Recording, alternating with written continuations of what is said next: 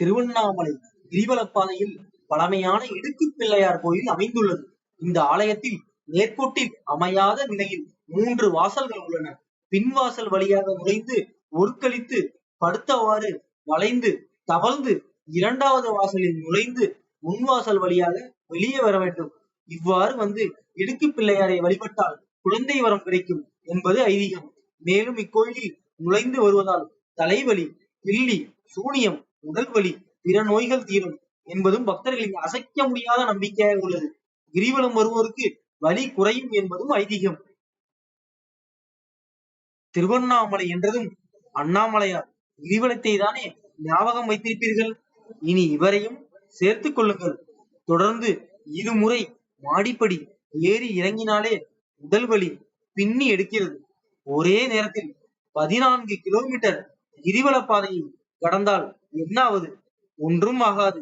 அதற்குத்தான் இருக்கவே இருக்கிறார் இடுக்கு பிள்ளையார். கிரிவல பாதையில் ஏராளமான கோயில்கள் இருக்கின்றன. ஆனால் இதில் இடுக்கு பிள்ளையார் மட்டும் ரொம்ப ஸ்பெஷல். அஷ்டலிங்கங்களில் ஒன்றான குபேரலிங்கத்திற்கு அருகில் உள்ளது கோயில். அளவில் மிகச் சிறியது, ஆனால் அறிவில் மிக பெரியது. எப்படிப்பா இப்படியெல்லாம் யோசிக்க முடியுது என்று வாய் பிளந்து நிற்கும் அளவிற்கானது கோவிலின் அமைப்பும் அதில் பொதிந்திருக்கும் அர்த்தமும். சிறிய குகை போன்ற அமைப்புடன் 3 வாசல் கொண்டது கோயில். அதன் முன்னால் நந்தி, பின்னால் பிள்ளையார் உள்ளனர். கோயிலின் பின்வாசல் வழியாக ஒருக்களித்து படுத்தவாறு உள்ளே நுழைய வேண்டும்.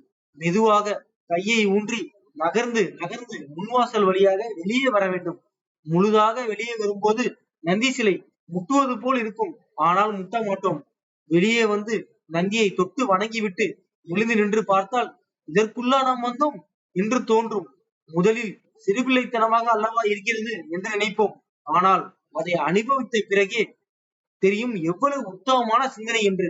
உண்டானவர்களும் இதன் வழியாக எளிதாக வரலாம் என்பது கூடுதல் சிறப்பு. பிள்ளையார் நொண்டியுடன் இருப்பது இயல்பு, ஆனால் இங்கு நந்தியுடன் இருப்பது வித்தியாசம்.